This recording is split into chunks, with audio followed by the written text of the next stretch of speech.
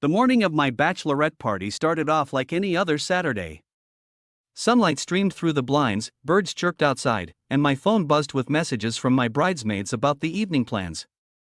I was giddy with excitement. This was going to be the last hurrah before I became Mrs. Clara Reynolds. Months of planning had gone into the wedding, and everything was falling into place.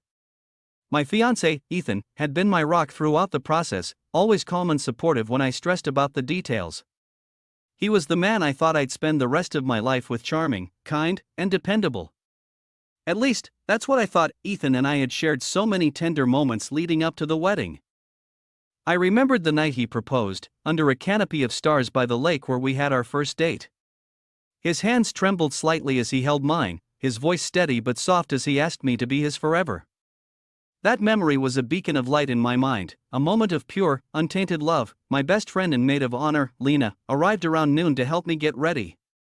She came bearing gifts: a sash that read bride to be in glittery letters, a tiara adorned with tiny rhinestones, and a pair of white stilettos that screamed party queen. We laughed as she insisted I wear the entire ensemble, despite my protests about the stilettos being a potential ankle hazard. "Come on, Clara. Tonight's all about celebrating you," Lena said, her eyes sparkling with excitement. "You deserve to shine." By the time evening rolled around, we were dolled up and ready to hit the town. The girls had planned an itinerary that included dinner at my favorite restaurant, a visit to a trendy cocktail bar, and, of course, dancing until dawn at a club downtown. It was everything I could have hoped for. Dinner was perfect. We toasted with champagne, shared stories, and laughed until our sides hurt. At the bar, the cocktails flowed freely, and I found myself surrounded by love and support from my closest friends. Life felt perfect in that moment. Ethan had texted earlier in the evening, a sweet message reminding me how much he loved me and couldn't wait to see me walk down the aisle. "Have fun tonight, my love," he wrote. "But not too much fun without me." I'd smiled at his words, my heart warming at the thought of our future together. It was the kind of romance that felt effortless, natural, and enduring. The night took a turn when we arrived at the club. It was packed, the music pulsating through the air as we made our way to a reserved booth. I was on cloud nine, basking in the glow of the celebration, when Lena's phone buzzed. Her face paled as she glanced at the screen. "Everything okay?" I asked, concerned. She hesitated, her lips pressing into a thin line. "Clara, I need to talk to you. Privately." My stomach tightened. Lena wasn't one to overreact, so whatever it was, it had to be serious. We stepped outside into the cool night air, the muffled beats of the music fading into the background. "What's going on?" I asked, my voice trembling slightly. Lena took a deep breath. "I just got a message from a friend who's at another club across town. She saw Ethan there. With another woman." For a moment, I thought I'd misheard her. "What?" "I'm so sorry, Clara," she said, her eyes filled with sympathy. "But she sent me a photo. It's him." She handed me her phone, and my heart sank as I stared at the screen. There he was, Ethan, my fiancé, with his arm draped around a woman I didn't recognize. They were laughing, their faces close, looking for all the world like a couple. I felt like I'd been punched in the gut. "Are you sure it's him?" I whispered, though deep down, I knew it was. Lena nodded. "I'm sure. Clara, I don't know what to say." Anger and hurt bubbled up inside me, warring with disbelief. This was supposed to be one of the happiest nights of my life, and now it felt like my world was crashing down around me. "I need to see for myself," I said, my voice firmer than I expected. Lena hesitated but eventually nodded. "I'll come with you."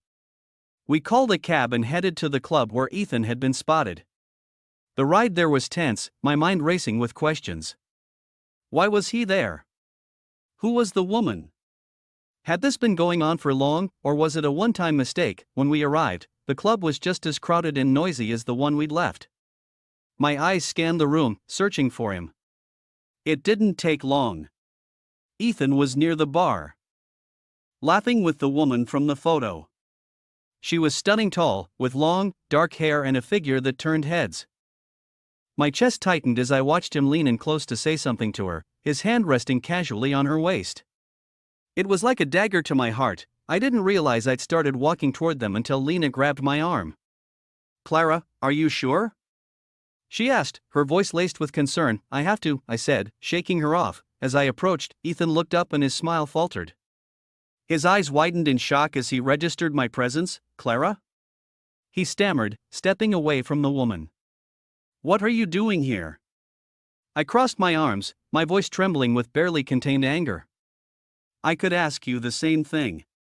The woman glanced between us, her brow furrowing. "Ethan, who is this?"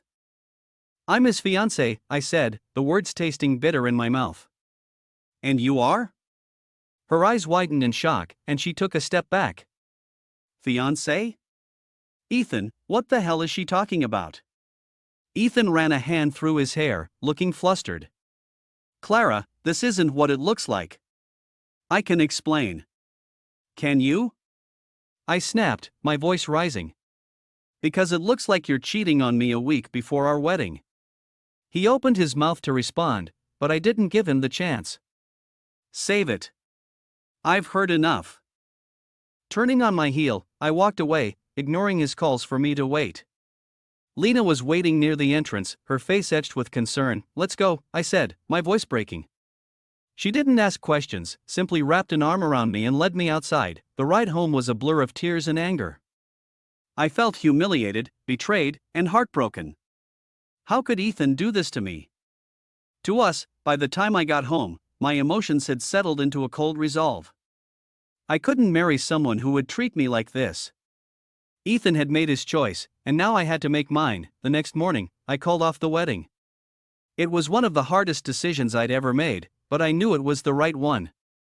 My friends and family were incredibly supportive, rallying around me as I navigated the fallout. Ethan tried to reach out multiple times, apologizing and begging for another chance. But the trust was gone, shattered by his actions. I deserved better, and I wasn't going to settle for less. In the weeks that followed, I focused on healing and rediscovering myself. It wasn't easy, but with the support of my loved ones, I found strength I didn't know I had. And while the pain of betrayal lingered, I knew I'd made the right choice. Sometimes, the hardest decisions are the ones that set us free.